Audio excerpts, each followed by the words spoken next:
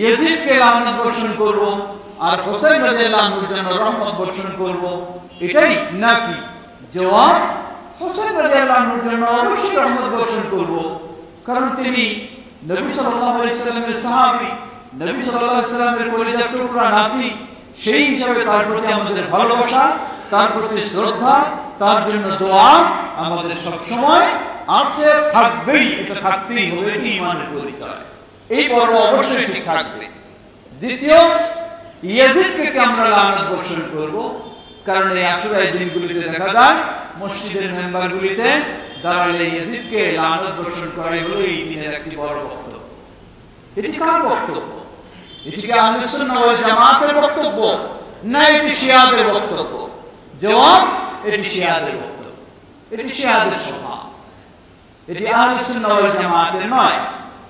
এজন্য ইমাম আহমদ বিন হাম্বল রাহিমাহুল্লাহকে, যেটি মুসনাদ আহমদের হাদিসে বিস্তারিত এসেছে, তার ছেলে সালেহ সম্ভবত তিনি জিজ্ঞাসা করলেন, হে বাবা, আপনি কি ইয়াজিদকে পছন্দ করেন, ভালোবাসেন? তিনি বললেন, মান ইউমিন বিল্লাহ ওয়াল ইয়াউমিল আখির আইয়ুহিব্বু ইয়াজিদ, যে আল্লাহর প্রতি ঈমান আনে, আখিরাতের প্রতি ঈমান আনে, সে কি ইয়াজিদকে ভালোবাসতে পারে? আবার জিজ্ঞাসা করলেন, যদি আপনি ভালো না বাসেন, ফালিমাযা লা তালআনহু, কেন তাহলে আপনি তাকে গালি দেন না, লানত বর্ষণ করেন না? আপনাকে তো কোনোদিন শুনিনি ইয়াজিদকে লানত বর্ষণ করা। তিনি আবার জবাব দিলেন, আসামি'তা আবাকা ইয়ালআনু আহাদা, তুমি কি শুনেছো তোমার বাবা কখনো কাউকে লানত বর্ষণ করে? কারণ এটি তো কোনো মুসলিমের স্বভাব নয় লানত বর্ষণ করা। সিবাবুল মুসলিমি কুফর, সিবাবুল মুসলিমি কিতালুল মুসলিমি কুফরুন ওয়া সিবাবুল মুসলিমি ফুসুকুন, রাওয়াহু মুসলিম। সহিহ মুসলিমের হাদিস, কিতালুল মুসলিমি কুফরুন, একজন মুসলিমকে হত্যা করা কুফরি কাজ, ওয়া সিবাবুল মুসলিমি ফুসুকুন, একজন মুসলিমকে গালি দেওয়া ফাসিকি কাজ। তো ইমাম আহমদ বিন হাম্বল রাহিমাহুল্লাহ বললেন, আমাকে কি দেখেছো তুমি কোনোদিন আমি কাউকে গালি দেই, কাউকে লানত বর্ষণ করি? কারণ যদি কেউ মুসলিম বলে প্রমাণিত হয়, তাহলে তো তাকে লানত বর্ষণ করা শরীয়তে এলাও করে না। বাংলাদেশ জামিয়াত আহলে হাদিস এর অঙ্গ সংগঠন জামিয়াত শুব্বানী আহলে হাদিস শরীটোলা শাখা কর্তৃক আয়োজিত আজকের এই আলোচনা সভার সম্মানিত সভাপতি, অত্র শাখার সভাপতি আমাদের স্নেহভাজন মোহাম্মদ রবিউল্লাহ, উপস্থিত রয়েছেন ঢাকা মহানগর দক্ষিণ জামিয়াত আহলে হাদিসের সম্মানিত সহসাধারণ সম্পাদক শেখ হাফেজ শামসুল হক শিবলি হাফিজাহুল্লাহ, উপস্থিত রয়েছেন অত্র মসজিদের সম্মানিত ইমাম শেখ আব্দুল আজিজ হাফিজাহুল্লাহ, উপস্থিত রয়েছেন ঢাকা দক্ষিণ এর জামিয়াত শুব্বানী আহলে হাদিসের সভাপতি আমাদের অত্যন্ত স্নেহভাজন হাফেজ সজীব, শুব্বানের দায়িত্বশীল বৃন্দ, জামিয়াতের দায়িত্বশীল বৃন্দ, অত্র মসজিদের সম্মানিত দায়িত্বশীল বৃন্দ, অত্র মসজিদের সম্মানিত ইমাম আরেকজন আমাদের স্নেহভাজন হাফেজ ইউসুফ, সমবেত মুসল্লিবৃন্দ,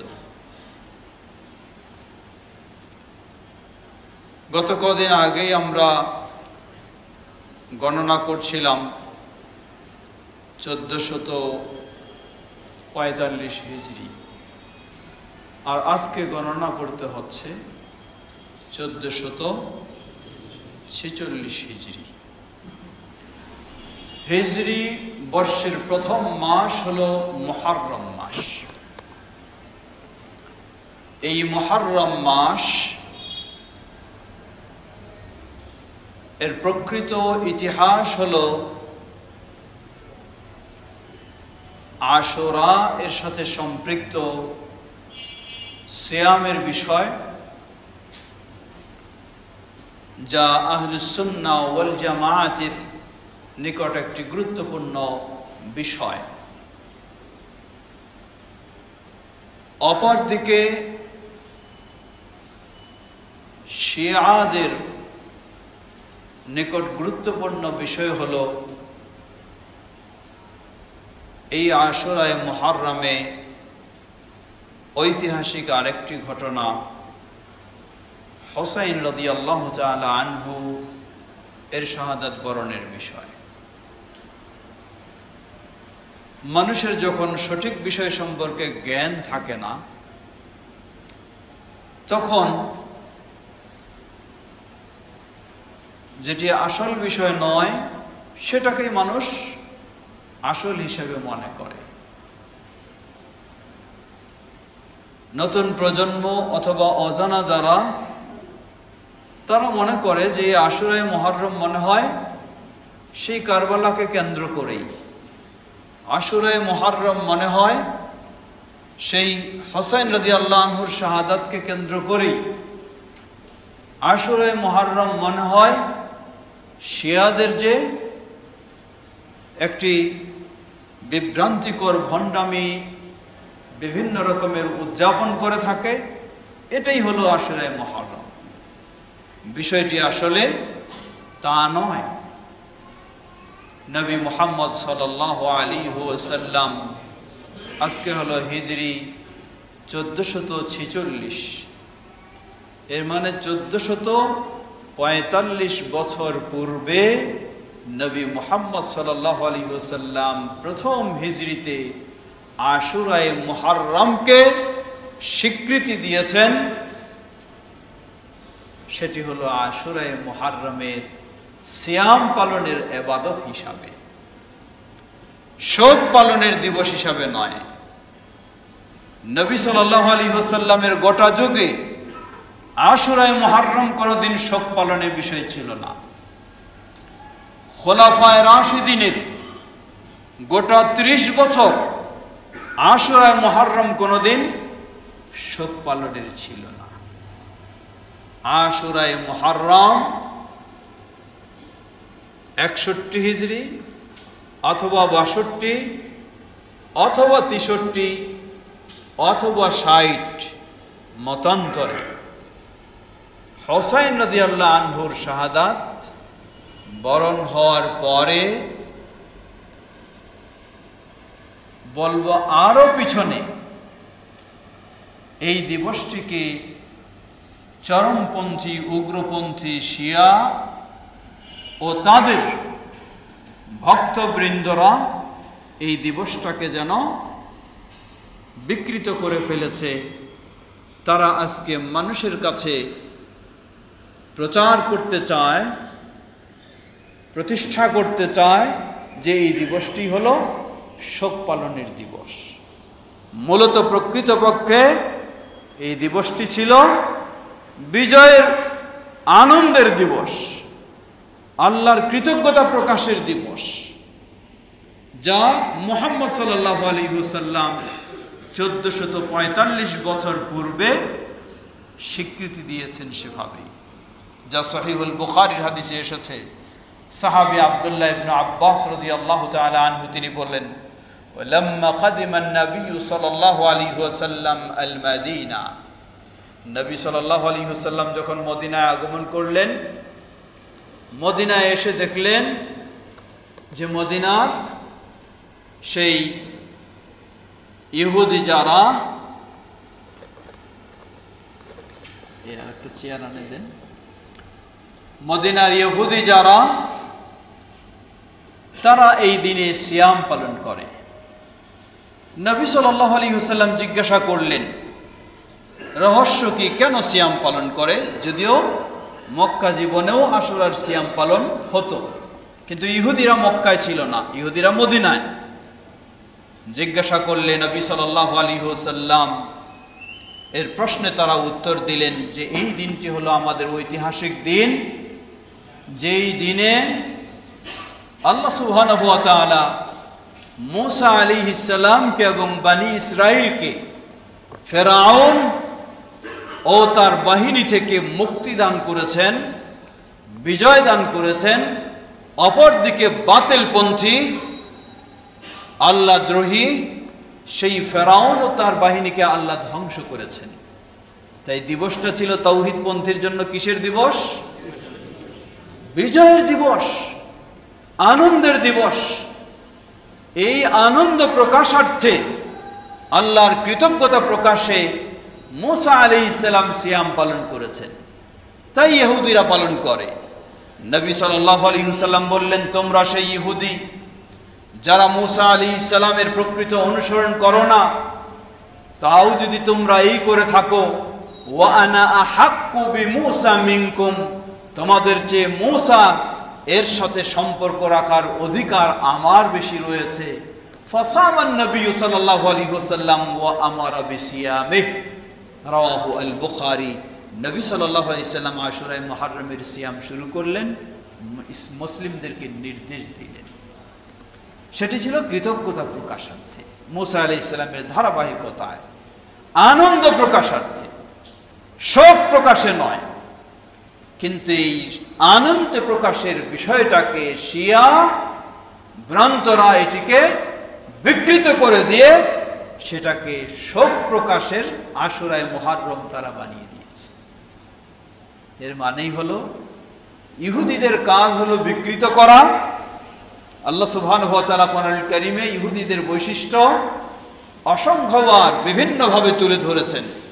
তার মাঝে একটি বড় বৈশিষ্ট্য হলো তারা আল্লাহ সুবহানাহু ওয়া তাআলার বাণীকেও বিকৃত করে থাকে, দ্বীনকে বিকৃত করে থাকে। ঠিক একইভাবে ইহুদিদের থেকে উদ্ভূত আবির্ভূত এই শিয়া, তারাও সেই সূত্রেই ইসলামের ইতিহাসের এই আশুরায়ে মুহররমের দিবসটিকে তারাও একইভাবে বিকৃত করে আনন্দের দিবস, আল্লাহর কৃতজ্ঞতা প্রকাশের দিবসকে তারা শোকের নাম দিয়ে খেলতামাশার উৎসবের দিবসে তারা পরিণত করেছে। লা হাওলা ওয়ালা কুওয়াতা ইল্লা বিল্লাহ। সমবেত মুসল্লিবৃন্দ, আজকে আমাদের আলোচ্য বিষয় হলো কারবালার প্রকৃত ইতিহাস এবং শিয়াদের আকীদা বিশ্বাস। কারবালার প্রকৃত ইতিহাস আমাদেরকে জানতে হবে, কারণ কারবালার প্রকৃত ইতিহাস আমাদের সমাজে নেই। কারবালার প্রকৃত ইতিহাস যেসব বই পুস্তক আমাদের প্রতিষ্ঠানগুলিতেও পড়ানো হয় সেগুলিতে নেই। সেগুলিতে রয়েছে মীর মোশাররফ হোসেনের বিষাদ সিন্ধু, যেভাবে সেখানে মায়া কান্না করে আর দোষারোপ করে মিথ্যাচার করে কারবালার বিকৃত শিয়াদের ইতিহাস তুলে ধরা হয়েছে। এগুলি আজকে আমাদের নতুন প্রজন্মের সামনে রয়েছে। তারা এগুলি পড়ে, এগুলি শোনে, এগুলি ফেসবুকে দেখে। এজন্য অবশ্যই কারবালার প্রকৃত ইতিহাস তুলে ধরা উচিত। আমাদের শরীরতলা জমিয়ত সুবহানে আহলে হাদিসের স্নেহভাজন দায়িত্বশীলদেরকে আমি ধন্যবাদ জানাই যে তারা একটি সুন্দর বিষয় চয়ন করে সঠিক বিষয়টি জনগণকে অবহিত করার ব্যবস্থা নিয়েছে। আল্লাহ তাদেরকে জাযায়ে খায়র দান করুন। কারবালার সঠিক ইতিহাস, সময় আমাদের হাতে যেহেতু সীমাবদ্ধ, তাই সংক্ষিপ্ত করার চেষ্টা করব আমরা। কারবালার এই ইতিহাস কবে ঘটেছে? একটু আগে আমি বলেছি 61, এটি হলো 1 নম্বর কথা। 2 নম্বর কেউ বলেছেন 62, 3 নম্বর কেউ বলেছেন 63, 4 নম্বর কেউ বলেছেন 60। 4টি মতের মধ্যে প্রসিদ্ধ হলো হিজরি 61। হিজরি 61 সেটি জুমাবার আশুরায়ে মুহররম, এটি নিয়েও কিছু মতামত রয়েছে। এই দিনে সংগঠিত হয়েছে সেই কারবালা যেটি ইরাকে অবস্থিত সেই প্রান্তে নির্মমভাবে হোসাইন রাদিয়াল্লাহু তাআলা আনহুকে শহীদ করা হয় এবং তার সাথে যারা ছিলেন তাদেরকে। তো কেন হোসাইন রাদিয়াল্লাহু আনহুকে শহীদ করা হলো, কারা করলো? সেই সময় মুসলিমদের শাসক হিসাবে ছিলেন ইয়াজিদ বিন মুআবিয়া। মুআবিয়া রাদিয়াল্লাহু তাআলা আনহু তিনি একজন প্রসিদ্ধ সাহাবী। তাকে অবশ্যই শ্রদ্ধার সাথে সম্মানের সাথে আমাদেরকে স্মরণ করতে হবে, কারণ তিনি হলেন সাহাবী। ইয়াজিদের পক্ষে হোক আর হোসেন রাদিয়াল্লাহু আনহুর পক্ষে হোক, যেই পক্ষে হোক না কেন, অবশ্যই সাহাবী মানেই হলো তাকে শ্রদ্ধার সাথে স্মরণ করতে হবে, না হলে এটি তার মুনাফিকের পরিচয়। তার মাঝে নেফাক রয়েছে, ঈমান নেই, লাগবে না। আল্লাহ রাসূল সাল্লাল্লাহু আলাইহি সাল্লামকে যে ভালোবাসবে, যারা প্রকৃত সাহাবী বলে পরিচিত, অবশ্যই তার জন্য অপরিহার্য দায়িত্ব হলো সাহাবীদেরকে ভালোবাসবে। কেউ হয়তো বলবো সাহাবীগণ কি মাসুম ছিলেন? জবাব না। আহলুস সুন্নাহ ওয়াল জামাআতের আকীদা হলো মাসুম মাত্র এক শ্রেণীর মানুষ, তারা হলেন শুধু নবী শ্রেণী, নবী রাসূল। মাসুম সম্পূর্ণ অপরাধ মুক্ত শুধু এক শ্রেণী, তারা হলেন কারা? নবী রাসূলগণ, আর কেউ নয়। বাতিলপন্থী শিয়াদের নিকট মাসুম হলো তাদের যত ইমাম লিডার হবে তারা সবাই হলো মাসুম, এদের কোনো অপরাধ না, এরা নিরপরাধ। এখানে একটা বড় শিয়াদের বাতিল আকীদা, ভ্রান্ত আকীদা। সাহাবায়ে কেরাম তারা মানুষ ছিলেন, তাদের ভুল হতে পারে, অসম্ভব নয়। বাস্তব জীবনে ভুল ঘটেছে, আল্লাহ সুবহানাহু ওয়া তাআলা কোরআনুল কারীমে সেগুলি রেকর্ড করেছেন। নবী সাল্লাল্লাহু আলাইহি সাল্লামের অসংখ্য হাদিসেও সেই বর্ণনা এসেছে। কিন্তু আল্লাহ সুবহানাহু ওয়া তাআলা তাদেরকে একটি মর্যাদা দিয়েছেন। ইসলামের প্রথম যুগে তাদের এই শ্রেষ্ঠ অবদানের কারণে রাদিয়াল্লাহু আনহুম ওয়া রাদু আনহু, তারাও আল্লাহর প্রতি পরিপূর্ণ সন্তুষ্ট, আর আল্লাহ সুবহানাহু ওয়া তাআলাও তাদের প্রতি পরিপূর্ণ সন্তুষ্ট হয়ে তাদের জীবদ্দশায় তাদের সব ত্রুটিকে ক্ষমা করে নিষ্পাপ করে দিয়েছেন। সুবহানাল্লাহ, এটি হলো তাদের বৈশিষ্ট্য। যেখানে আল্লাহ সুবহানাহু ওয়া তাআলা তাদেরকে তাদের জীবদ্দশায় সব ক্ষমা করে দিয়েছেন, সেখানে আর আমাদের তাদের কোনো ত্রুটি নিয়ে মন্তব্য করার সুযোগ নাই। বিষয়টি এটি মনে রাখবেন। কেউ হয়তো প্রশ্ন করতে পারে, ত্রুটি আছে তাহলে কেন মন্তব্য করব না? জবাব, আমার ত্রুটি রয়েছে, কিন্তু আমার ত্রুটিকে আল্লাহ সুবহানাহু ওয়া তাআলা আমার জীবদ্দশায় ক্ষমা করে দিয়েছেন এমন কোনো ঘোষণা দেননি, যার ফলে আমার ত্রুটি নিয়ে আরেকজনের মন্তব্য করার কি রয়েছে? সুযোগ রয়েছে। কিন্তু সাহাবায়ে কেরাম তারা হলেন ওই শ্রেণী যাদের জীবদ্দশায় তাদের সব ত্রুটিগুলিকে আল্লাহ সুবহানাহু ওয়া তাআলা একেবারে ক্ষমা করে দিয়েছেন। সুতরাং এখানে কারো মুখ খোলার সুযোগ নেই। এজন্য আহলুস সুন্নাহ ওয়াল জামাআতের আকীদা বিশ্বাস হলো সাহাবীদের বিষয়ে তাদের পরস্পরে দ্বন্দ্ব বা পরস্পরে দ্বিমত, এইসব বিষয়ে আমাদের আকীদা কি হবে? জবাব, আমাদের আকীদা হলো আমাদের জিহ্বাকে টেনে ধরতে হবে, মানে কোনো মন্তব্য করা যাবে না। এগুলি তারা তাদের ইজতিহাদ অনুযায়ী করেছেন, যদি সঠিক হয় তাহলে দ্বিগুণ সওয়াব পেয়েছেন, যদি ভুলও হয় তবু এক গুণ সওয়াব পাবেন। এবং আল্লাহ সুবহানাহু ওয়া তাআলা ইসলামে সর্বোচ্চ তাদের অবদানের কারণে আল্লাহ রাব্বুল আলামিন তাদেরকে কি করেছেন? সব ক্ষমা করে দিয়েছেন। এটি হলো সবচেয়ে তাদের বড় বৈশিষ্ট্য। তাই সাহাবীদের এইসব বিষয়গুলি নিয়ে কোনো কথা বলার সুযোগ নেই। শিয়া তাদের এই বাতিল মতবাদ আপনার কাছে ছড়িয়ে দেওয়ার যেগুলি কৌশল তারা অবলম্বন করে, সেগুলির মাঝে এই সাহাবীদের দ্বিমতের বিষয়গুলি আপনার সামনে তুলে ধরে। বলে কি, দেখেন না ইসলামে তো নারী নেতৃত্ব হারাম, অথচ আয়েশা রাদিয়াল্লাহু আনহা কি করলেন? ওই উষ্ট্রি যুদ্ধের সময় এক দলের তিনি নেতৃত্ব দিলেন। আপনার কাছে একটা কি, আপনার মাঝে একটা সংশয় ঢুকানোর চেষ্টা করে, ইসলামে এটা হারাম, অথচ সাহাবী এত মর্যাদার ব্যক্তি তারা, কিন্তু তারপরও তারা কি করলেন, নিজে একে অপরের বিরুদ্ধে যুদ্ধে নেমে পড়লেন। এই সব বিষয়গুলি দিয়ে আপনার ভিতরে একটা সংশয় প্রবেশ করার চেষ্টা করে। আপনি ভাববেন ঠিকই তো, তারা এত শ্রেষ্ঠ মানুষ ছিলেন, এত ভালো মানুষ ছিলেন, নেককার মানুষ ছিলেন, তারা কি উদ্দেশ্যে এই কাজগুলি করলেন, আপনার ভিতরে শুরু হয়ে গেল। দ্বিতীয় আপনাকে আরেকটু দিয়ে দিল, আপনাকে কিছু বানাওটি মিথ্যা তাদের মন গড়া কিছু তথ্য, যে এই সাহাবী এই করেছেন, ইনি এই করেছেন, ইনি এই করেছেন, আরেকটু আপনার ভিতরে দিয়ে দিল আপনার ভিতরে যে সাহাবীর প্রতি ভালোবাসা ছিল সেই বিষয়টাকে প্রশ্নবিদ্ধ করে দিল আপনার ভিতরে। আপনি এখন ভাবতেছেন আর সাহাবীদের প্রতি আপনার যেই শ্রদ্ধা ছিল সেই শ্রদ্ধা এখন নেই। এরপর আস্তে আস্তে আপনাকে আরেকটু অগ্রসর করতে করতে আপনাকে নিয়ে যাবে কোন দিকে, সেই শিয়াদের বাতিল চিন্তা মতবাদের দিকে। এই জন্য এখানেও শিয়াদের যে কৌশল, শিয়াদের যে ভ্রান্ত কৌশল, সেগুলির মধ্যে অন্যতম একটি হলো তাদের বিষয়ে সংশয় তৈরি করে দেওয়া। অতএব এই ক্ষেত্রে আমাদের আকীদাকে আপনি যত মজবুত রাখবেন, আপনি যখন এক বাক্যে বিশ্বাস করবেন যে আল্লাহ সুবহানাহু ওয়া তাআলা সাহাবীদের জীবদ্দশায় তাদের সব কিছুকে একেবারে ক্ষমা করে দিয়েছেন, আর কোনো মুখ খোলার সুযোগ নেই, কোনো আর চিন্তা করার সুযোগ নেই। আল্লাহ তাদের জন্য জান্নাতকে নিশ্চিত করে দিয়েছেন, জান্নাত নিশ্চিত করে দিয়েছেন শতভাগ।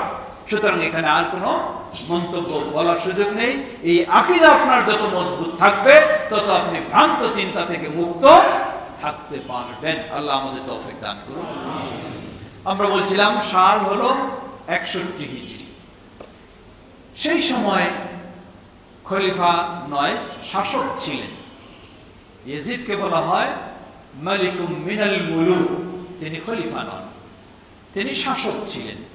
মুয়াবিয়া রাদিয়াল্লাহু আনহু তিনি সাহাবী, আর তার ছেলে তিনি ইয়াজিদ তিনি সাহাবী ছিলেন না, তিনি সাহাবীকে পেয়েছেন। সাহাবীকে যদি পেয়ে থাকে, দেখে থাকে ঈমান অবস্থায়, তাহলে তাকে কি বলা হয়? তাবেঈ বলা হয়। তাবেঈর মধ্যে নেককার তাবেঈ আছে, তাবেঈদের মাঝে কেউ ভুল ত্রুটি এরকমও রয়েছে, থাকতে পারে, অসম্ভব কিছুই নয়।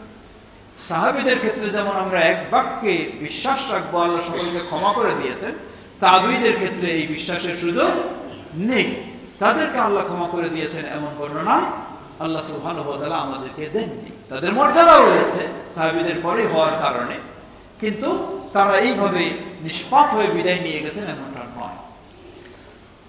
ইয়াজিদ তিনি ছিলেন শাসক, আর ইয়াজিদের শাসক হওয়াটা অনেকেই পছন্দ করেননি, মেনে নেননি, যেহেতু সেই সময় ইয়াজিদের চেয়েও কি ছিলেন, আরো ভালো মানুষ, যোগ্য মানুষ ছিলেন। যারা মেনে নেননি তাদের মাঝে ছিলেন হুসাইন রাদিয়াল্লাহু তাআলা আনহু, তিনিও ছিলেন যারা মেনে নেন।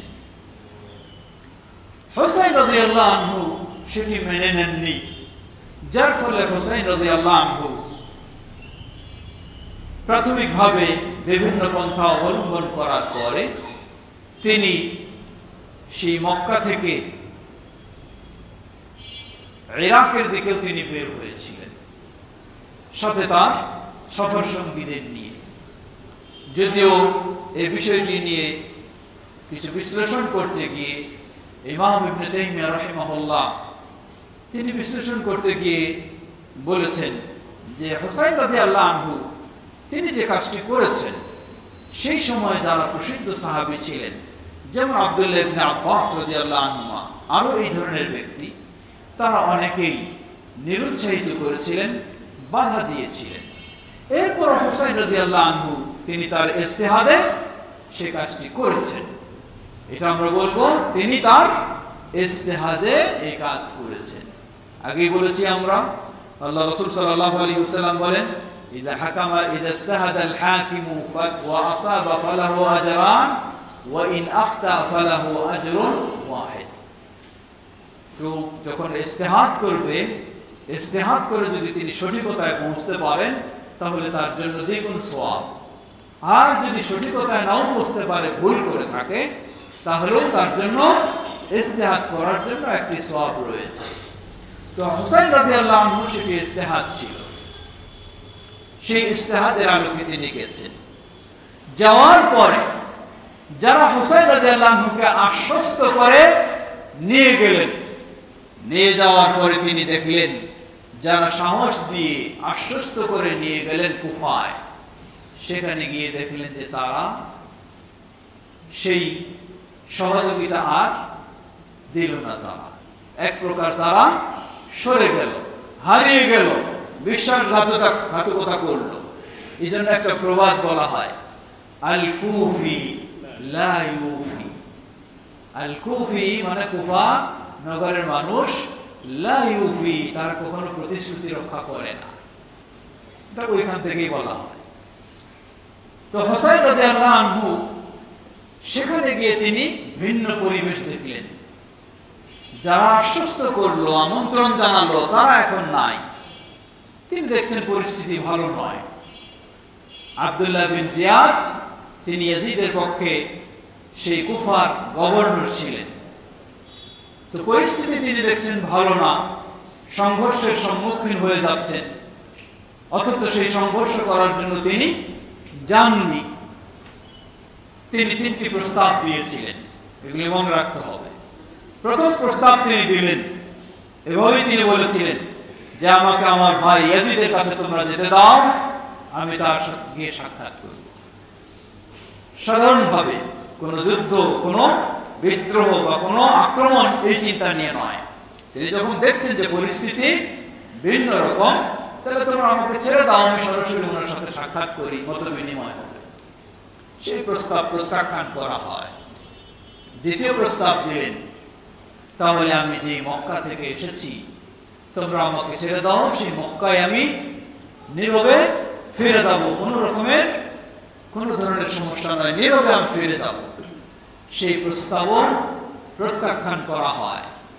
তৃতীয় তিনি প্রস্তাব দিলেন, যদি এটাও তোমরা না মানো, তাহলে কোথাও যদি মুসলিম বাহিনী অমুসলিমদের সাথে যুদ্ধ চলছে, আমাকে সেখানে যেতে দাও, আমি মুসলিম বাহিনীর সাথে একাত্মতা ঘোষণা করে অমুসলিমদের বিরুদ্ধে যুদ্ধে আমি অংশগ্রহণ করব। এই প্রস্তাব দিলে সে প্রস্তাবও তারা গ্রহণ করেনি। মজলুম হিসাবে অতর্কিতভাবে হুসাইন রাদিয়াল্লাহু আনহুর উপর হামলা করে তাকে শহীদ করা হয় এবং যারা ছিলেন তাদেরকে।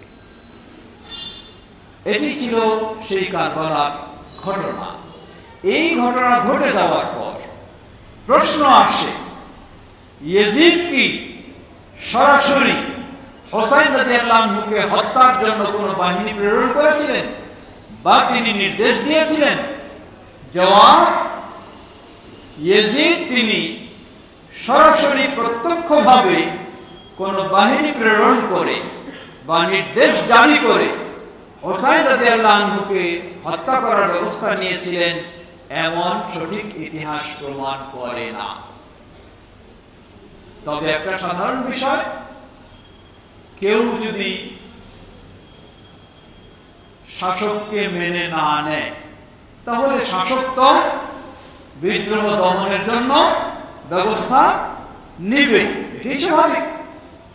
তো সরাসরি প্রত্যক্ষ সেই নির্দেশ তিনি জারি করেছেন এমন নির্ভরযোগ্য কোনো প্রমাণ নেই।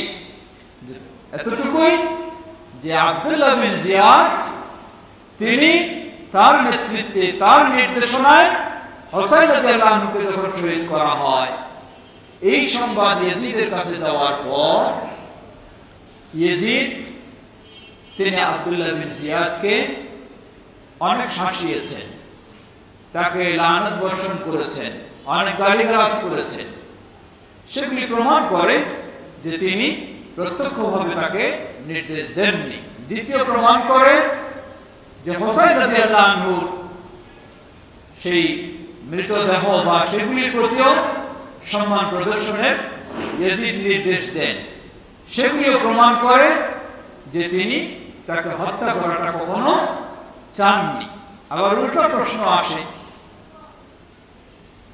উবাইদুল্লাহ বিন জিয়াদ তাকে ইয়াজিদ কি করলেন, শাসালেন, গালিগালাজ করলেন, কিন্তু এই অপরাধের কারণে তাকে তো অপসারণ করেননি, বহিষ্কার করেননি সেখান থেকে।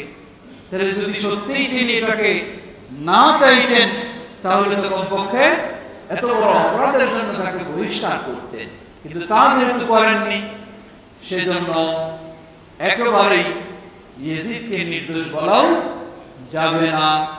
অপরদিকে আগে যেটি বলেছি, শাসক মানেই তিনি তার বিদ্রোহকে তো কখনো মেনে নেবেন না, সেটাও একটা বিষয় রয়েছে। সর্বোপরি এভাবেই সে ঘটনা ঘটেছে। এখন আমরা কি করব? ইয়াজিদকে লানত বর্ষণ করব আর হোসেন রাদিয়াল্লাহু আনহুর জন্য রহমত বর্ষণ করব, এটাই নাকি জবাব? হোসেন রাদিয়াল্লাহু আনহুর জন্য অবশ্যই রহমত বর্ষণ করব, কারণ তিনি নবী সাল্লাল্লাহু আলাইহি ওয়াসাল্লামের সাহাবী, নবী সাল্লাল্লাহু আলাইহি ওয়াসাল্লামের কলিজার টুকরা নাতি।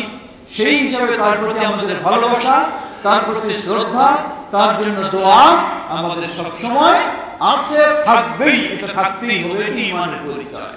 এই পর্ব অবশ্যই ঠিক থাকবে। দ্বিতীয়, ইয়াজিদকে কি আমরা লানত বর্ষণ করব? কারণ এই আশুরার দিনগুলিতে দেখা যায় মসজিদের মেম্বারগুলিতে দাঁড়ালে ইয়াজিদকে লানত বর্ষণ করাই হলো এই দিনের একটি বড় বক্তব্য। এটি কার বক্তব্য? এটি কি আহলুস সুন্নাহ ওয়াল জামাতের বক্তব্য না এটি শিয়াদের বক্তব্য? জবাব, এটি শিয়াদের বক্তব্য, এটি শিয়াদের স্বভাব, এটি আহলুস সুন্নাহ ওয়াল জামাতের নয়। এজন্য ইমাম আহমদ বিন হাম্বল রাহিমাহুল্লাহকে, যেটি মুসনাদ আহমদের হাদিসে বিস্তারিত এসেছে, তার ছেলে সালেহ সম্ভবত তিনি জিজ্ঞাসা করলেন, হে বাবা, আপনি কি ইয়াজিদকে পছন্দ করেন, ভালোবাসেন? তিনি বললেন, মান ইউমিন বিল্লাহ ওয়াল ইয়াউমিল আখির আইয়ুহিব্বু ইয়াজিদ, যে আল্লাহর প্রতি ঈমান আনে, আখিরাতের প্রতি ঈমান আনে, সে কি ইয়াজিদকে ভালোবাসতে পারে? আবার জিজ্ঞাসা করলেন, যদি আপনি ভালো না বাসেন, ফালিমাযা লা তালআনহু, কেন তাহলে আপনি তাকে গালি দেন না, লানত বর্ষণ করেন না? আপনাকে তো কোনোদিন শুনিনি ইয়াজিদকে লানত বর্ষণ করা। তিনি আবার জবাব দিলেন, আসামি'তা আবাকা ইয়ালআনু আহাদা, তুমি কি শুনেছো তোমার বাবা কখনো কাউকে লানত বর্ষণ করে? কারণ এটি তো কোনো মুসলিমের স্বভাব নয় লানত বর্ষণ করা। সিবাবুল মুসলিমি কুফর, সিবাবুল মুসলিমি কিতালুল মুসলিমি কুফরুন ওয়া সিবাবুল মুসলিমি ফুসুকুন, রাওয়াহু মুসলিম। সহিহ মুসলিমের হাদিস, কিতালুল মুসলিমি কুফরুন, একজন মুসলিমকে হত্যা করা কুফরি কাজ, ওয়া সিবাবুল মুসলিমি ফুসুকুন, একজন মুসলিমকে গালি দেওয়া ফাসিকি কাজ। তো ইমাম আহমদ বিন হাম্বল রাহিমাহুল্লাহ বললেন, আমাকে কি দেখেছো তুমি কোনোদিন আমি কাউকে গালি দেই, কাউকে লানত বর্ষণ করি? কারণ যদি কেউ মুসলিম বলে প্রমাণিত হয় তাহলে তো তাকে লানত বর্ষণ করা শরীয়তে এলাও করে না। তার দোষ রয়েছে বলবো, ত্রুটি রয়েছে বলবো, কিন্তু তাকে তো যদি মুসলিম বলি তাহলে তো গালি দিতে পারি না। সুতরাং এজন্য ইমাম ইবনে তাইমিয়া রাহিমাহুল্লাহ বলেন, ইয়াজিদের বিষয়ে তাহলে আমাদের আকীদা কি হবে এই কারবালার পরে? তিনি বলেন, আহলুস সুন্নাহ ওয়াল জামাআতের আকীদা হলো লা ইউহিব্বুনাহু ওয়া লা ইয়াসুব্বুনাহু, তাকে ভালোবাসবে না আবার তাকে গালিগালাজও করবে না। অন্য বর্ণনায় এসেছে তিনি বলেন, লা নাখুসসুহু বিমুহাব্বাতিন ওয়া লা নাখুসসুহু বিলা'নাতিন, তাকে আমরা কোনো ভালোবাসা দিয়েও দেখাবো না তার প্রতি, আবার তাকে আমরা লানত বর্ষণ করব না। এটি হলো আহলুস সুন্নাহ ওয়াল জামাআতের আকীদা। তিনি খুব ভালো মানুষ ছিলেন, এই ছিলেন। ইমাম ইবনে কাসির রাহিমাহুল্লাহ তার বিষয়ে কিছু আরো বেশি বর্ণনা নিয়ে এসেছেন। যেমন কস্তান্তনিয়া এর বিজয়ের ক্ষেত্রে বলা হয়েছে, আল্লাহ রাসূল সাল্লাল্লাহু আলাইহি ওয়াসাল্লাম ভবিষ্যৎবাণী করেছেন, যার মাধ্যমে এই কনস্টান্টিনোপল বিজয় হবে, মাগফুরুন লাহ, সে আল্লাহর পক্ষ থেকে ক্ষমা লাভ করবে। যার মাধ্যমে, যাদের মাধ্যমে বিজয় হয়েছে, ইয়াজিদের নেতৃত্বেও সেই বিজয় সংঘটিত হয়েছে। তাহলে এই বর্ণনা বলে তার এই কৃতিত্বের কারণে তার একটা ক্ষমা পাওয়ারও সুযোগ আছে। তা আগেই যেহেতু আমরা বলছি আহলুস সুন্নাহ ওয়াল জামাতের আকীদা হলো তাকে আমরা বেশি ভালোবাসছি না, আবার তাকে আমরা বেশি কি করব না, অশালীন ভাবে গালিগালাজ লানত করব না। ইয়াজিদকে গালি দেওয়াই হলো, লানত বর্ষণ করাই হলো শিয়াদের একটি গুরুত্বপূর্ণ আমল ও আকীদা। প্রিয় ভাইরা আমার, সময় যেহেতু দীর্ঘ হয়ে যাচ্ছে, ফিরে আসি। আমাদের দুটি পার্ট ছিল, একটি হলো কারবালার প্রকৃত ইতিহাস, আমরা সংক্ষিপ্তভাবে জানলাম। অপরটি হচ্ছে শিয়াদের আকীদা। শিয়াদের আকীদা এটি অত্যন্ত ভয়ঙ্কর বিষয়। বাহ্যিকভাবে মানুষ যখন দেখে, কি দেখে, শিয়ারা ইসলামী রাষ্ট্র চালাচ্ছে, হ্যাঁ, কতই না সুন্দর। মানুষ ভাবে, আমাদেরকে অনেক সময় পিছনে কথা বলে, আপনাদের কাজই হলো কি মুসলিমদের মাঝে বিভেদ সৃষ্টি করা, ভাগাভাগি করে দেওয়া। কেমনে? আপনারা শিয়াদের বিষয়ে এই সব কিছু বলছেন, অথচ দেখা যায় শিয়াদের কি সুন্দর ইসলামী রাষ্ট্র, কত কিছু আছে। হ্যাঁ, বাস্তব ইসলামী রাষ্ট্র রয়েছে, কিন্তু এই ইসলামী রাষ্ট্র কোন ইসলাম, এটি আপনাকে একটু জানতে হবে। শিয়াদের ইসলাম আর আপনার ইসলাম কি এক না ভিন্ন? আপনার ইসলাম হলো, আপনার ইসলামের মূল জিনিস কয়টা? দুটি। একটা হলো আল কোরআনুল কারীম, দ্বিতীয়টা কি? নবী সাল্লাল্লাহু আলাইহি সাল্লামের সহিহ হাদিস। আমাদের ইসলাম এর মূল জিনিস কয়টি? দুটি। আচ্ছা, এখন আসুন শিয়াদের ইসলাম কি? শিয়ারা কি এই দুটিকে তাদের ইসলামের মূল বিষয় হিসেবে মনে করে? জবাব, যেই চরমপন্থী শিয়ারা কোরআনের আয়াতকে বিকৃত করে আবু বকর, ওমর রাদিয়াল্লাহু তাআলা আনহুমার নাম দিয়ে লানত বর্ষণ করে আয়াত পর্যন্ত তৈরি করেছে, তাহলে সেই শিয়া কি আপনার এই কোরআন মানে? কোশ্চিন কালেও এই কোরআন মানে না। দ্বিতীয়, শিয়ারা যারা বিশেষ করে 12 ইমামে বিশ্বাসী, তাদের আকীদা বিশ্বাস হলো তাদের 12তম ইমাম, তার আবির্ভাব এখনো জনসম্মুখে হয়নি, তিনি অদৃশ্যে রয়েছেন। তার আবির্ভাব হবে, কোরআনের কিছু অংশ এখনো বাকি আছে, সেটি নিয়েই তার আবির্ভাব ঘটবে। কোরআনের অংশ এখনো বাকি আছে, এর মানে কি? কি বোঝা যায়? বোঝা যায় যে কোরআনকে আমরা পরিপূর্ণ কোরআন বলে বিশ্বাস করি, শিয়ারা এই কোরআনকে কখনো পরিপূর্ণ কোরআন বলে বিশ্বাস করে না। তাদের কিছু দাবি আছে। কি দাবি? যে এই কোরআনে মুহাম্মদ যদি সূরা হতে পারে, তাহলে আলী সূরা নাই কেন? এই কোরআনে ইউসুফ যদি সূরা হতে পারে, তাহলে হাসান হুসাইন সূরা নাই কেন? এই কোরআনে মারিয়াম যদি সূরা হতে পারে, তাহলে ফাতেমা সূরাটা নাই কেন? এর মানে এইগুলি সূরা নিয়ে তাদের শেষ ইমাম, 12তম ইমাম, তার আবির্ভাব ঘটবে। তাহলে আপনার কাছে ইসলামের মূল হলো দুটো, একটি হলো আল কোরআনুল কারীম, আর সেই কোরআনকেই তারা এইভাবে যখন বিশ্বাস করে, এইভাবে যখন কোরআনকে বিকৃত করে, কোরআনকে বিকৃত করে, কেউ হয়তো বলতে পারেন যে এটার প্রমাণ কি? এর প্রমাণ এখনো তেহরানে প্রিন্ট হয় এগুলি। আল্লামা ইহসান ইলাহি জহির রাহিমাহুল্লাহ আল কোরআন ওয়াশ শিয়া, কোরআন এবং শিয়া নামে ওনার একটা গবেষণা বই রয়েছে, পাওয়া যায়, অনলাইনেও পাওয়া যায়, খুলে দেখবেন কিভাবে তো কোরআনকে তারা ই করেছে। লা হাওলা ওয়ালা কুওয়াতা ইল্লা বিল্লাহ। তা অতএব আপনার কাছে যেই মূল 1 নম্বর বিষয় হলো আল কোরআন, সেই কোরআন তাদের কাছে নেই।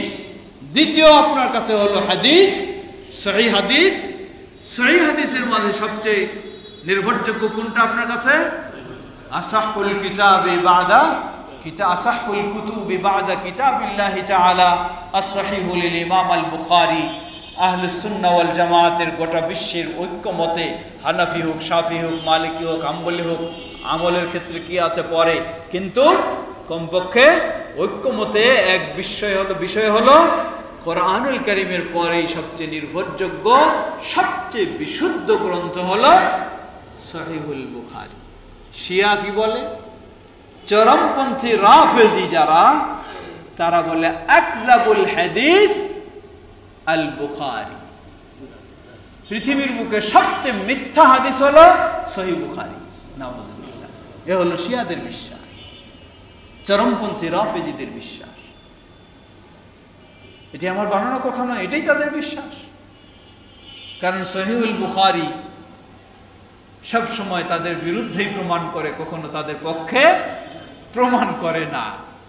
কারণ একটি বড় বিষয় মনে রাখবেন, শিয়া সবারই দলিল আছে, দলিল ছাড়া কেউ কথা বলে না।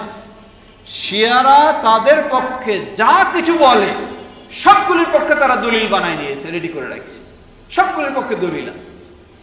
কিন্তু এই দলিল যদি সহিহুল বুখারীতে না পাওয়া যায়, তাহলে তো এটা সবচেয়ে বিশুদ্ধ গ্রন্থ তাদের কাছে হবে না। তাদের গুলিকে যখন সহিহ বুখারী নাকচ করে দিচ্ছে, তাহলে তো সহিহ বুখারী তাদের কাছে বিশুদ্ধ হইতে পারে না। এই জন্য তারা সহিহ বুখারীকে এই বলে অপবাদ দেয়। একটি বড় গুরুত্বপূর্ণ সূত্র মনে রাখবেন, বর্তমান যারা এই বাংলার বুকে হাদিস অস্বীকারী ফিতনাবাজ যারা, এদের লিঙ্ক হলো সেই শিয়াদের সাথে, এদেরও লিঙ্ক হলো সেই শিয়াদের সাথে। শিয়ারা যেমন সহিহ বুখারীকে, সহিহ হাদিসগুলিকে শিয়ারা যেইভাবে অবমূল্যায়ন করে থাকে, ঠিক একইভাবে এই হাদিস অস্বীকারী ফিতনাবাজেরা, এরাও তাদের বই পুস্তকে দেখবেন যে সহিহ বুখারীকে, সহিহ মুসলিমকে, এগুলিকে কুকুরের বাণী এই ধরনের বলে নোংরা কথা এইভাবে পর্যন্ত বলেছে। তারা এত নোংরা কথা পর্যন্ত বলেছে, কারণ একই সূত্রে গাথা এরা। সেই হাদিস অস্বীকারী শিয়ারা যেমন মুসলিম হতে পারে না, এই হাদিস অস্বীকারী তথাকথিত আহলে কোরআনও কখনো মুসলিম হতে পারে না। এক গেল সহিহ বুখারীর বিষয়ে তাদের। দ্বিতীয় আসুন, অন্য হাদিসগুলি কি? একই কথা, শিয়া কখনো কোন সহিহ হাদিস গ্রহণ করতে রাজি নয়। তাদের হাদিসের কিতাব আছে আলাদা, এগুলি বাদ দিয়ে। কারণ সহিহ হাদিস যখনই তারা গ্রহণ করতে যাবে, তখনই তারা কি নিজের মন গড়া চিন্তা চেতনায় আকীদায় চলতে পারবে না।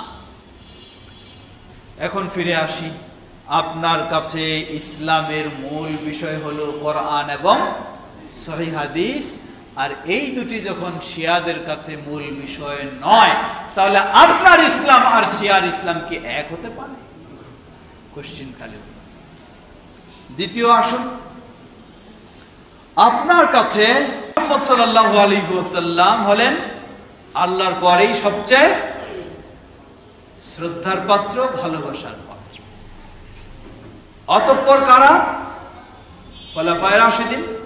অতঃপর কারা? খোলাফায়ে রাশিদিন। আবু বকর রাদিয়াল্লাহু আনহু, ওমর রাদিয়াল্লাহু আনহু, উসমান রাদিয়াল্লাহু আনহু, আলী রাদিয়াল্লাহু আনহু, এরপরে সাহাবায়ে কেরাম। আপনার কাছে রাসূল সাল্লাল্লাহু আলাইহি ওয়াসাল্লামের পরেই স্থান হলো খোলাফায়ে রাশিদিনের। গোটা বিশ্বের শিয়া, ভালো শিয়া বলেন আর খারাপ শিয়া বলেন, সব শিয়ার কাছে মুহাম্মদ সাল্লাল্লাহু আলাইহি ওয়াসাল্লামের পরে কখনো আবু বকর, ওমর, উসমানের স্থান নেই, কখনো স্থান নেই। স্থান হলো কার? আলী রাদিয়াল্লাহু আনহু। তাহলে এখন বলুন, আপনার কাছে মুহাম্মদ সাল্লাল্লাহু আলাইহি ওয়াসাল্লামের পরে স্থান হলো আবু বকর, ওমর, উসমান, তারপরে আলী রাদিয়াল্লাহু আনহু। আর যেই শিয়ার কাছে আবু বকর, ওমর, উসমানের স্থান মুহাম্মদ সাল্লাল্লাহু আলাইহি ওয়াসাল্লামের পরে নেই, ওই শিয়ার ইসলাম আর আপনার ইসলাম কি কখনো এক হতে পারে? কোশ্চেন কালেও হতে পারে না। তার ইসলাম ভিন্ন, আপনার ইসলাম ভিন্ন। 4 নম্বর পয়েন্টে আসুন। আবু বকর, ওমর, উসমান, আলী রাদিয়াল্লাহু তাআলা আনহুম খোলাফায়ে রাশিদিন। নবী সাল্লাল্লাহু আলাইহি ওয়াসাল্লামের পরেই সবচেয়ে এই উম্মার মাঝে কে বেশি ঈমানদার? আবু বকর সিদ্দিক রাদিয়াল্লাহু আনহু। তারপরে আমরা ধরি ওমর রাদিয়াল্লাহু আনহু খোলাফায়ে রাশিদিনের সিরিয়াল হিসাবে, ওসমান রাদিয়াল্লাহু আনহু। গোটা বিশ্বের শিয়া, বিশেষ করে চরমপন্থী রাফেদি শিয়া যারা, এই যে কিছুদিন আগে এক লিডার মারা গেলেন, সব একই আকীদার সব। তাদের কাছে মুহাম্মদ সাল্লাল্লাহু আলাইহি সাল্লামের পরে সবচেয়ে প্রিয় আবু বকর, ওমর, উসমান তো দূরের কথা, বরং আবু বকর, ওমর, উসমান রাদিয়াল্লাহু আনহুম হলেন তাদের কাছে লানতের পাত্র। এখন বলুন, আশ্চর্য বিষয়, যেখানে আপনি আবু বকর, ওমর, উসমান রাদিয়াল্লাহু আনহুকে শুধু মুসলিম হিসাবে বিশ্বাস নয়, সাহাবী হিসাবে শুধু বিশ্বাস নয়, বরং নবী সাল্লাল্লাহু আলাইহি ওয়াসাল্লামের পরেই যাদের স্থান আপনি দিচ্ছেন, আর তাদেরকে যদি কেউ ভালোবাসা তো দূরের কথা, মুসলিম হিসাবেও বিশ্বাস করা দূরের কথা, বরং লানত বর্ষণ করে থাকে, তাহলে ওই শিয়ার ইসলাম আর আপনার ইসলামকে এক হতে পারে? হয়তো বলবেন লানত বর্ষণ করে, তার প্রমাণ কি? আমার কাছে ভিডিও আছে, 2টা ভিডিওই আছে। ব্রিটেনে, সম্ভবত ব্রিটেনে হবে, কিছু অমুসলিম ইসলাম গ্রহণ করবেন। এই বিশাল আলখাল্লা পড়া, শিয়াদের আলখাল্লা যেটা দেখেন, আরবি ভাষায় কথা বলছেন, তিনি ইসলাম গ্রহণ করাচ্ছেন। ইসলাম গ্রহণ কিভাবে করালেন? আশহাদু আল্লা ইলাহা ইল্লাল্লাহ ওয়া আশহাদু আন্না মুহাম্মাদার রাসূলুল্লাহ ওয়া আন্নী বারীউন মিন আবি বকর ওয়া ওমর ওয়া উসমান ওয়া আয়েশা ওয়া হাফসা লা'নাতুল্লাহি আলাইহিম আজমাইন। নাউযুবিল্লাহ। আল্লাহু আকবার। ইসলাম অমুসলিমকে ইসলাম গ্রহণ করাচ্ছে, অমুসলিমকে ইসলাম গ্রহণ করাচ্ছে যে আমি সাক্ষ্য দিচ্ছি আল্লাহ ব্যতীত কোনো মাবুদ নেই, সাক্ষ্য দিচ্ছি মুহাম্মদ সাল্লাল্লাহু আলাইহি ওয়াসাল্লাম আল্লাহর বান্দা রাসূল, এবং এই সাক্ষ্য দিচ্ছি আবু বকর, ওমর, উসমান, আয়েশা, হাফসার সাথে আমার কোনো সম্পর্ক নেই, আল্লাহ তাদের উপর লানত বর্ষণ করুন। এইভাবে সাক্ষ্য দেওয়ার পরে লিল্লাহি তাকবীর দিয়ে ঘোষণা দিচ্ছে মুসলমান হয়ে গেল এখন তারা। আল্লাহ। তাহলে এখন আপনি বলুন, যে যার কাছে ইসলাম গ্রহণ করাটাই হচ্ছে আবু বকর, ওমর, উসমান, আয়েশা, হাফসা রাদিয়াল্লাহু আনহুমকে লানত বর্ষণ করা, এটাই যদি যাদের কাছে ইসলাম হয়, তাহলে তার ইসলাম আর আপনার ইসলাম এক কিভাবে হতে পারে? এক দলিল। দ্বিতীয় দলিল, এই ভিডিও আমার কাছে আছে। বেতরের সালাতে আমরা দোয়া করি না? দোয়া করতেছে, এই বিশাল বিশাল আলখাল্লাওয়ালা জামাত বিরাট দোয়া করছে। এই দোয়ার মধ্যে বলতেছে আল্লাহুম্মা লা'আন আবা বকরিন ওয়া উমরা ওয়া উসমানা ওয়া আয়েশা ওয়া হাফসা। নাউযুবিল্লাহ। এই দোয়ার মধ্যে বলতেছে, হে আল্লাহ, আবু বকরকে লানত বর্ষণ করো, উমরকে করো, উসমানকে করো, আয়েশাকে, হাফসাকে লানত বর্ষণ করো। নাউযুবিল্লাহ। এটা তাদের সালাতের ভিতরে, বাইরে নয়। এক হলো ইসলাম গ্রহণ করাচ্ছে সেভাবে, দ্বিতীয় হলো নিজেদের সালাত আদায় করছে, সালাতের ভিতরে দোয়া করছে, এই দোয়ার মধ্যে এইভাবে তারা করছে। আল্লাহু আকবার। কিভাবে আপনি বলবেন? দেখতে তো অনেক সুন্দর মাকাল ফল, ভিতরে কি আছে তা কি জানেন? ভিতরটাও জানতে হবে, তারপর হুকুম দিতে হবে যে এটা আসলেই ভালো না খারাপ। শুধু ইসলামী সাইনবোর্ড দিয়ে দিলে আর একটা এই ধরনের লাগাই দিলে হয়ে গেল? মেয়েরা কত সুন্দর বোরকা পরে, বোরকা পরে, কিন্তু আপনি ভিতরের খবর জানেন? রাষ্ট্রীয়ভাবে স্বীকৃত, যেটা বাংলাদেশেও নাই। আপনি যাবেন সেখানে, সিটি কর্পোরেশনে যাবেন, অফিস রয়েছে, পয়সা দেবেন, আপনার জন্য কয়েক ঘন্টার বিয়ে হয়ে গেল। কয়েক ঘন্টার বিয়ে। খালি বিয়ে নয়, তারও ফজিলত আছে। কি ফজিলত? সালামতুল্লাহ। খালি বিয়ে নয়, তারও ফজিলত আছে। আপনি তো এই 1400 বছর পরের মানুষ। আলী রাদিয়াল্লাহু আনহুর মর্যাদায় পৌঁছতে পারবেন না, হাসান রাদিয়াল্লাহু আনহুর মর্যাদায় পৌঁছতে পারবেন না, হোসেন রাদিয়াল্লাহু আনহুর মর্যাদায় পৌঁছতে পারবেন না। একবার যদি এই ধরনের কন্ট্রাক্টে বিয়ে করেন, তাহলে হোসেন রাদিয়াল্লাহু আনহুর মর্যাদায় পৌঁছে যাবেন। দুইবার যদি কন্ট্রাক্টে বিয়ে করেন, এটা মোতা বিবাহ বলে, তাহলে হাসান রাদিয়াল্লাহু আনহুর মর্যাদায় পৌঁছে যাবেন।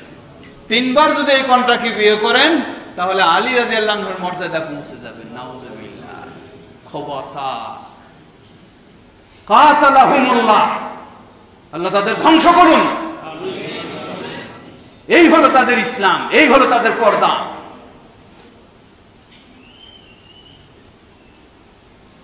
সুতরাং আমরা বলবো, শিয়ার ইসলাম আর আপনার ইসলাম কখনো এক হতে পারে না।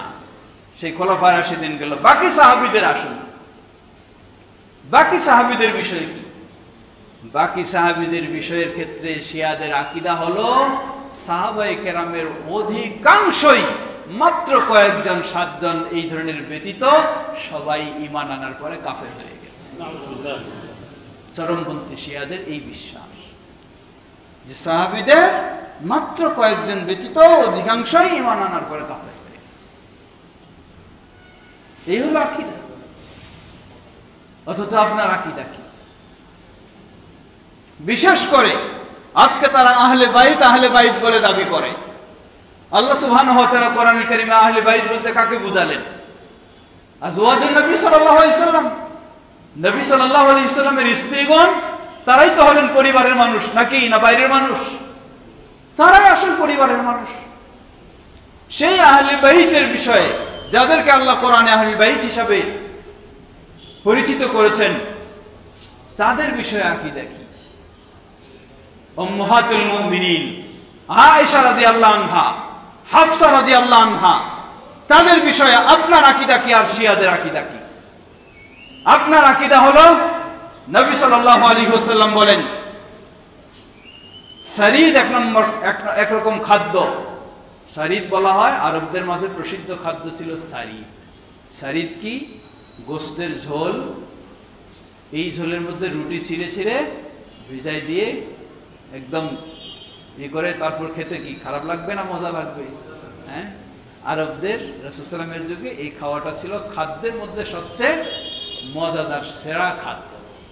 তা আল্লাহ রাসূল সাল্লাল্লাহু আলাইহি ওয়াসাল্লাম বললেন, খাদ্যের মাঝে যেমন সারিদ হলো সেরা খাদ্য, নারী জগতের সেরা নারী হলেন আয়েশা রাদিয়াল্লাহু তাআলা আনহা।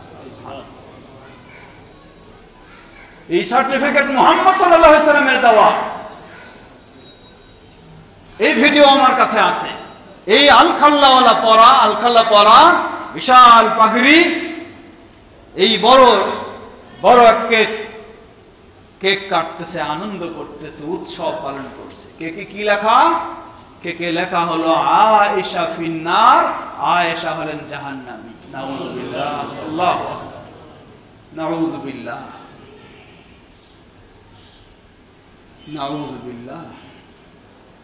যাকে আল্লাহ রাসূল সাল্লাল্লাহু আলাইহি ওয়াসাল্লাম নারী জগতের শ্রেষ্ঠ বললেন দুনিয়া তো আখিরাতে, আর তাকে জাহান্নামী বলে আনন্দের সাথে কেক কাটবে, আপনি তাকে মুসলিম বলবেন? যদি সে মুসলিম হয়, তাহলে অমুসলিম আর কে হতে পারে? ইহুদিরাও আয়েশা রাদিয়াল্লাহু আনহার বিষয়ে এই আচরণ করে না, খ্রিস্টানরাও করে না, হিন্দুরাও করে না, বৌদ্ধরাও করে না, কোন মুসলিম করে না যেই আচরণ করে এই শিয়ারা, বাতিলপন্থী রাফেজি শিয়ারা করে থাকে। আর আপনি বলবেন মুসলিম? ইসলাম নিজের মন করা ইচ্ছা মতো? তাহলে আপনার ইসলাম আর শিয়ার ইসলাম কি হতে পারে না, কখনো এক হতে পারে না। বর্তমান বিশ্বে শিয়াদের কাছে সবচেয়ে মিত্র দেশ না শত্রু দেশ, সবচেয়ে শত্রু দেশ কোনটা বলতে পারেন? হ্যাঁ, সৌদি আরব, এর মানে সেই দেশে সবচেয়ে খারাপ কাজ হয় এই জন্যই। হ্যাঁ, শিয়াদের কাছে সবচেয়ে শত্রুর দেশ হলো আমেরিকা না সৌদি আরব? সৌদি আরব। কেন? কারণটা কি? ওইটাও ভিডিও আছে, তাদের একজন বড় বক্তা বক্তব্য দিচ্ছে। কি বক্তব্য? আরবি ভাষায় বক্তব্য দিয়ে বলতেছে, আমাদের সংগ্রাম জিহাদ চলতেই থাকবে যতক্ষণ না ওই মক্কা মদিনার আজানে আশহাদু আন্না আলিয়া ওয়ালিউল্লাহ এটা যতক্ষণ না শোনা যাবে ততক্ষণ আমাদের জিহাদ চলতেই থাকবে। আশহাদু আন্না মুহাম্মাদুর রাসূলুল্লাহর পরিবর্তে আশহাদু আন্না আলিয়া ওয়ালিউল্লাহ এই আওয়াজ যতক্ষণ না বের হবে ততক্ষণ আমাদের জিহাদ চলতেই থাকবে। এখন বুঝেন শিয়ার ইসলাম আর আপনার ইসলাম কি জিনিস। তাহলে সৌদি আরবের অপরাধটা কি? সেখানে আশহাদু আল্লাহ আলিয়া ওয়ালিউল্লাহ কেন বলা হয় না? এটাই হলো সৌদি আরবের অপরাধ। আশহাদু আন্না মুহাম্মাদুর রাসূলুল্লাহ কেন বলা হয়? এটাই হলো অপরাধ। সৌদি আরব এর শাসক গোষ্ঠী বা মানুষেরা, তারা কি ফেরেশতা? ফেরেশতা নাকি? মানুষ, ভুল হবে, অসম্ভব নয়। কিন্তু এতটুকু আমরা দৃঢ়তার সাথে বলতে পারি, পৃথিবীর বুকে কোথাও যদি তাওহীদ থেকে থাকে তাহলে সেটি একমাত্র সৌদি আরবেই আছে। কোথাও যদি শিরক মুক্ত থেকে থাকে একমাত্র সৌদি আরবেই আছে। কোথাও যদি সুন্নাহ থেকে থাকে একমাত্র সৌদি আরবেই আছে। কোথাও যদি বেদাত মুক্ত থেকে থাকে সেটি সৌদি আরবেই আছে। কোথাও যদি মন গড়া ইসলাম মুক্ত থেকে থাকে সেটাই হলো সৌদি আরব। সৌদি আরবের দোষ হলো এটাই, অন্য কোনো দোষ নাই। আবার হয়তো কেউ বলবেন যে সৌদি আরব তাহলে ইরানকে কেন পছন্দ করে না?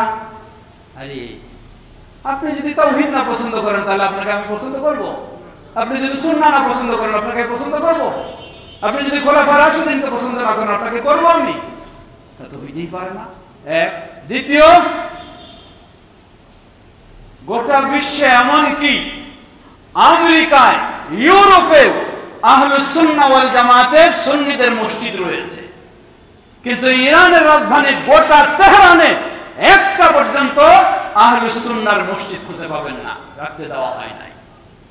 এখন বুঝেন আপনার ইসলাম আর তার ইসলাম কি। আমেরিকাও রয়েছে, ইউরোপেও রয়েছে, ভারতেও রয়েছে, হিন্দুদের মাঝেও রয়েছে, চীনেও রয়েছে, কিন্তু তেহরানে একটি ছোট্ট কোনোভাবে ছিল, সেটিও কিছুদিন কয়েক বছর আগে ওটাও বুলডোজার দিয়ে ভেঙে দেওয়া হয়েছে। একটিও আহলুস সুন্নাহর মসজিদ নেই। তাহলে ইসলাম কই? এই কারবালা নিয়ে চিল্লাইলে ইসলাম হয়ে যাবে? আগেই বলেছি, কারবালা আশুরার প্রকৃত ইতিহাস হলো ভিন্ন জিনিস, বিকৃত করে চাপাই দেওয়া হয়েছে এটা। তাই গোটা শিয়াদের ইসলামই হলো বিকৃত ইসলাম। এর মাঝে কেউ থাকতে পারে, হয়তো সমাজে আছে, কিন্তু তার ভিতরে খোলাফায়ে রাশিদিনের প্রতি অত বিদ্বেষ নাই বা নেই, হয়তো সে আল্লাহ হেদায়েত দিয়েছে, সে বুঝে কিছু, সেটা আলাদা ব্যক্তি বিশেষ। এই জন্য আমরা সবসময় বলি, ডাইরেক্ট আমরা বলি না যে শিয়া মানে কাফের, এটা কখনো আমরা বলি না। মাত্র খেয়াল রাখবেন, শিয়া মানে কাফের এটা কখনো আমরা বলি না। কিন্তু কোন ব্যক্তি যদি শিয়াই হোক, সুন্নি হোক, যেই হোক না কেন, আবু বকর রাদিয়াল্লাহু আনহুকে বিশ্বাস না করে, মুসলিম না বলে, তাহলে সে মুসলিম হতে পারে না। ওমর রাদিয়াল্লাহু আনহুকে মুসলিম না বলে মুসলিম হতে পারে না। আয়েশা, হাফসা রাদিয়াল্লাহু আনহাকে যদি এই ধরনের অপবাদ দিয়ে থাকে সে মুসলিম হতে পারে না। কোরআনকে যদি কোরআনের মতো বিশ্বাস না করে মুসলিম হতে পারে না। রাসূল সাল্লাল্লাহু আলাইহি ওয়াসাল্লামের সহিহ হাদিসকেও যদি স্বীকার না করে তাহলে সে মুসলিম হতে পারে না। আজকে আহলুল হাদিস সারা বিশ্বে, আহলুল হাদিসেরাই হচ্ছে শিয়াদের এই বিভ্রান্ত বিষয়গুলি সবচেয়ে বেশি তুলে ধরে। আহলুল হাদিসেরাই সবচেয়ে বেশি সচেতন। বলবেন কেন বেশি সচেতন? সচেতন বেশি হওয়ার কারণ আছে। কি কারণ? উদাহরণস্বরূপ ধরে নিন, দুইটা মহল্লায় ঝগড়া চলতেছে। দুইটা মহল্লায় এই মহল্লাবাসী ঝগড়া চলতেছে। এই মহল্লাবাসী ঝগড়া যদি চলে, এই মহল্লাতে স্থানীয় মানুষ আছে, কিছু বাইরের ভাড়াটিয়া আছে। এই ভাড়াটিয়া মানুষেরা কি ওই মহল্লার সাথে এইভাবে ঝগড়া করবে স্থানীয় মানুষদের মতো? করতে পারে নাকি? কখনো করতে? তারা বলবে যে আমরা তো এখানে মেহমানের মতো আছি, আমরা ওদের সাথে এত লাগতে যাব কেন? তো বিষয়টা হলো, অবস্থা হলো এইরকম। আমরা হলাম তাওহীদবাদী, আহলুল হাদিস মানে তারা এই নির্ভেজাল ইসলাম সবচেয়ে মানার চেষ্টা করে। তাহলে যারা সবচেয়ে বেশি নির্ভেজাল ইসলাম মানার চেষ্টা করবে, তাহলে তারাই তো সবচেয়ে বাতিলপন্থীর প্রতিবাদী হবে না ভালোবাসবে? বেশি প্রতিবাদী হবে। উদাহরণস্বরূপ ধরে নেন আশুরায়ে মুহররম। আশুরায়ে মুহররমে আমরা রাসূল সাল্লাল্লাহু আলাইহি ওয়াসাল্লামের সুন্নাহ অনুযায়ী শুধু আশুরার সিয়াম পালন করি, আর কিছু করি না। তাহলে যারা শুধু সিয়াম পালন করে, অন্য কিছুই করে না, এরা যারা অনেক কিছু করে তাদের বেশি প্রতিবাদ করবে না যারা আশুরায়ে মুহররমেও হোসেন রাদিয়াল্লাহু আনহুর জন্য কোরআন খতম করে, হোসেন রাদিয়াল্লাহু আনহুর জন্য সিন্নি বিতরণ করে, হোসেন রাদিয়াল্লাহু আনহুর জন্য আরো কিছু এই ধরনের অনুষ্ঠান যদি করে, ইয়েজিদকে গালিগালাজ করে, পাইলে একটু তাজিয়ার মিষ্টিও খায়, সে কি অন্যদের এত প্রতিবাদ করবে? করবে নাকি কোনোদিন? তা কোশ্চিনকালে হতে পারে না। কারণ সে তো ভিতরে ভিতরে ওই যে বলে না, তলে তলে কি হয়ে গেছে? মিল হয়ে গেছে। হ্যাঁ, তলে তলে মিল আছে। তলে মাজারপন্থী বলেন, কবর পূজারী বলেন, আর শিয়া, এগুলি সব তলে কি আছে? তলে একই। তাদের মিলাদ আবিষ্কারক কারা? পৃথিবীর বুকে মিলাদের আবিষ্কারক হলো শিয়ারা। শিয়াদের মিলাদ যারা পালন করে, তারা কি আবার শিয়াদের প্রতিবাদ করবে? যারা শিয়াদের মিলাদ পালন করে না, তারাই তো শিয়াদের প্রতিবাদ করবে। সুতরাং আরো আশ্চর্যের বিষয় হলো এই, আমরাই বেশি শিয়াদের প্রতিবাদ করি, কিন্তু আমাদেরকে আবার কি করে? শিয়া মসজিদ বলে অনেক সময় অপবাদ, শিয়া মসজিদ বলে অপবাদ। আমরা শিয়ার প্রতিবাদ করবে, শিয়ার আবার আমাদেরকেই বলে শিয়া মসজিদ। কোন বিচ্ছিন্ন মসজিদ যদি থাকে, এখানে 7 মহল্লা অনেকগুলি আছে তাই বলতে পারে না। হ্যাঁ, এটা আহলে হাদিসই বলে, শরীয়তই বলে, এখানে শিয়া মসজিদ বলে না। কিন্তু যেখানে বিচ্ছিন্ন একটা মসজিদ, দেখবেন যে হয় শিয়া মসজিদ বলতেছে বলে অপপ্রচার করে, অথবা কাদিয়ানী মসজিদ বলে এই বলে সেখানে অপবাদ করে। অথচ দেখবেন যে তারাই শিয়াদের কি করে? বেশি বিরোধিতা এবং প্রতিবাদ করে। আল্লাহ তাদেরকে হেদায়েত দান করুন। প্রিয় ভাইরা আমার, বাংলাদেশ জমিয়তে আহলে হাদিস সর্বত্রই, শুধু বাংলাদেশ জমিয়তে আহলে হাদিস নয়, পাকিস্তান জমিয়তে আহলে হাদিস এর এক সময়ের সেক্রেটারি জেনারেল যিনি ছিলেন আল্লামা ইহসান ইলাহি জহির রাহিমাহুল্লাহ, শিয়াদের বিরুদ্ধে সবচেয়ে তার বেশি গবেষণা এখন পর্যন্ত, আরবি ভাষায় বলুন, উর্দু ভাষায় বলুন, সবচেয়ে তার বেশি গবেষণা। তাকে হত্যার শিকার হতে হয়েছে কাদের মাধ্যমে? সেই শিয়াদের মাধ্যমে।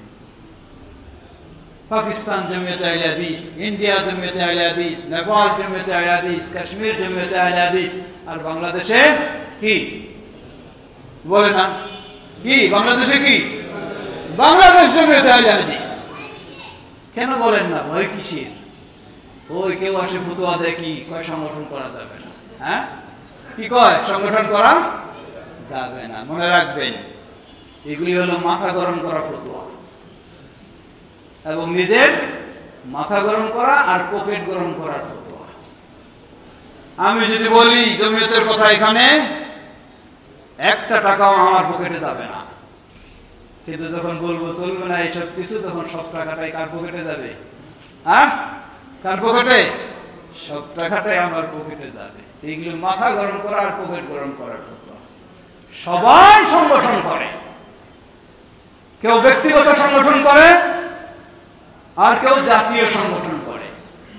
বাংলাদেশ জমিয়ত আহলে হাদিস গোটা বাংলাদেশের আহলে হাদিসদের সংগঠন। বলুন আলহামদুলিল্লাহ। এটি কারো একক নয়। আল্লামা আব্দুল্লাহ আল কাফি আল কুরাইশি রাহিমাহুল্লাহ নিজের একজনের জন্য করেননি। আল্লামা ডক্টর মুহাম্মদ আব্দুল বারী রাহিমাহুল্লাহ একজনের জন্য করে দেন নাই, শুধু নিজের প্রতিষ্ঠানের জন্য করে দেন নাই। গোটা বাংলাদেশে আজকে জমিয়ত আহলে হাদিসের বোর্ড, আহলে হাদিস তালিমি বোর্ডের অধীনে প্রায় 850 প্রতিষ্ঠান তালিকাভুক্ত। বলুন আলহামদুলিল্লাহ। তো বললাম সবাই সংগঠন করে কেমনে? আপনারাও করেন সংগঠন। এটা মসজিদ না? মসজিদ পরিচালনা কমিটি নাই, কমিটির একজন সভাপতি নাই, সেক্রেটারি নাই, কিছু সদস্য নাই, এটাই তো সংগঠন। এটাই সংগঠন। সংগঠন আর কি আলাদা জিনিস? এটাই সংগঠন। এই মসজিদটাকে সুষ্ঠু সুন্দরভাবে পরিচালনা একজনের জন্য সম্ভব নাকি? না, দরকার একাধিক জনের হেল্প দরকার। তাই একাধিক জন মিলে, একজন সভাপতি, একজন সেক্রেটারি, একজন সহকারী, একজন ক্যাশিয়ার, একজন সদস্য, কয়েকজন মিলে হয়ে গেছে একটা কমিটি। এটাই নাম কি? এটাই সংগঠন। তা আপনি সংগঠন করেন, আপনার মাদ্রাসায় আপনি সংগঠন করেন, আপনার সমিতিতে আপনি সংগঠন করেন, আপনার ফাউন্ডেশনে আপনি সংগঠন করেন, সবখানে আছে। আর বলেন সংগঠন জায়েজ নাই, জায়েজ নাই। অবশ্যই সংগঠন জায়েজ নাই যদি সেই সংগঠন কোরআন হাদিস বিরোধী হয়। অবশ্যই জায়েজ নাই।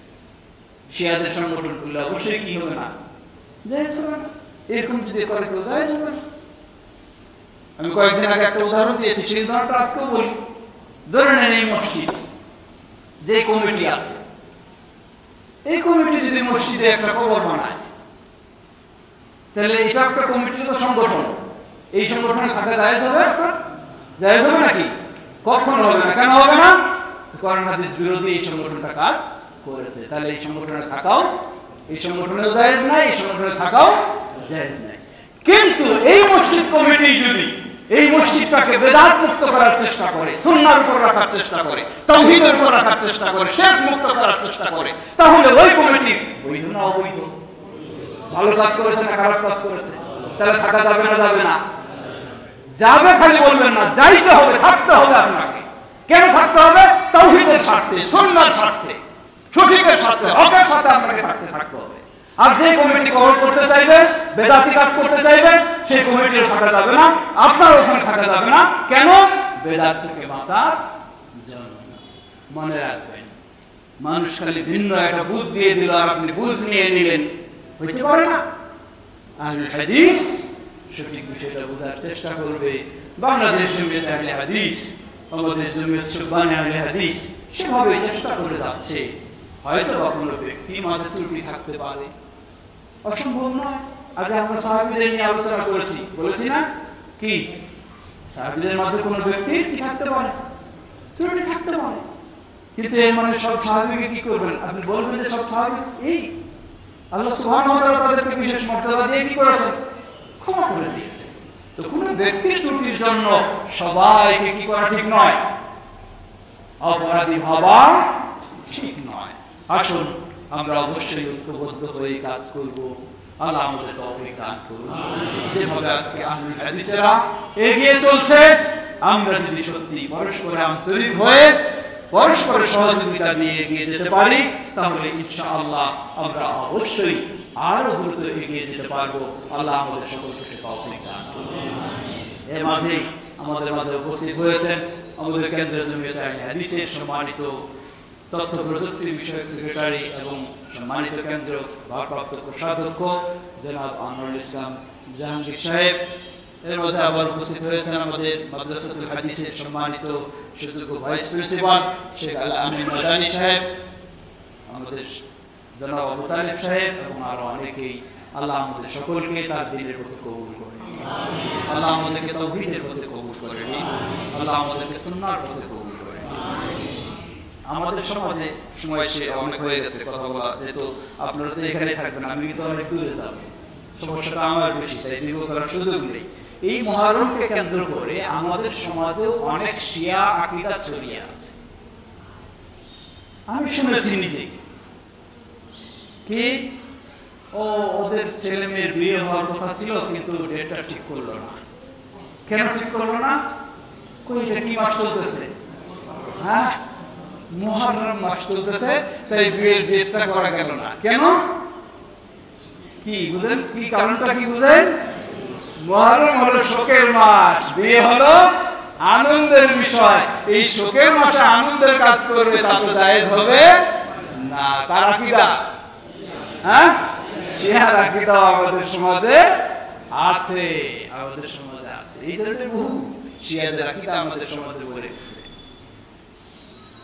অতএব আমরা চেষ্টা করব সঠিক বিষয়গুলিকে জেনে সুন্নাহর উপর প্রতিষ্ঠিত থাকতে এবং বাতিল কাজগুলি থেকে বিরত থাকতে। বিশেষ করে আশুরা মুহররমকে কেন্দ্র করে আমরা বলেছি শুধু একটি আমাদের করণীয় একটি, দুইটা বলতে পারি, একটি দুটি করণীয়। প্রথম করণীয় হলো সিয়াম পালন, দ্বিতীয় করণীয় হলো যত কিছু শিয়াদের কুসংস্কার বর্জন করা ফরজ, এটাও করণীয়। কথা বলছেন? যত দেখবেন আশুরাকে কেন্দ্র করে সবকিছু বর্জন করা ফরজ, এটাও করণীয়। আমরা যেন সেভাবেই আশুরা মুহররম কেউ পালন করতে পারি, আল্লাহ আমাদের সকলকে সে তৌফিক দান করুন। পরিশেষে আবারও আমাদের স্নেহের সুবহান যারা এই সুন্দর আয়োজন করেছে, আমাদের সজীব, হাফিজ সজীব এবং আমাদের রফিউল্লাহ, তাদের নেতৃত্বে যারা আছো সুবহানের, তোমরা সবাইকে তোমাদেরকে কৃতজ্ঞতা জানাচ্ছি, উৎসাহ দিচ্ছি। মসজিদ কমিটিতে যারা আছেন দায়িত্বশীলগণ সবাইকে আল্লাহ সকলকে যাচাই খায়ের দান করুন। আমরা যেন এগিয়ে চলতে পারি, আল্লাহ আমাদের সকলকে সে তৌফিক দান করুন। আমাদের মাঝে উপস্থিত যারা অসুস্থ রয়েছেন আল্লাহ সকলকে পরিপূর্ণ সুস্থতা দান করুন। যারা বিদায় নিয়ে চলে গেছেন, এই মসজিদেও অনেকে অবদান রেখেছেন, আজকে আমাদের মাঝে নেই, আল্লাহ তাদের সকলের ভুল ত্রুটি ক্ষমা করে জান্নাতুল ফেরদাউস নসিব করুন।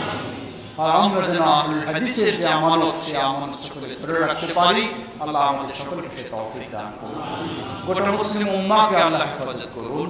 শিয়াদের সেই ষড়যন্ত্র চক্রান্ত থেকে আল্লাহ মুসলিম উম্মাহকে হেফাজত করুন। ফিলিস্তিনের নির্যাতিত মুসলিমদেরকে আল্লাহ হেফাজত করুন। سبحانك اللهم وبحمدك أشهد أن لا إله إلا أنت أستغفرك وأتوب إليك والسلام عليكم ورحمة الله وبركاته.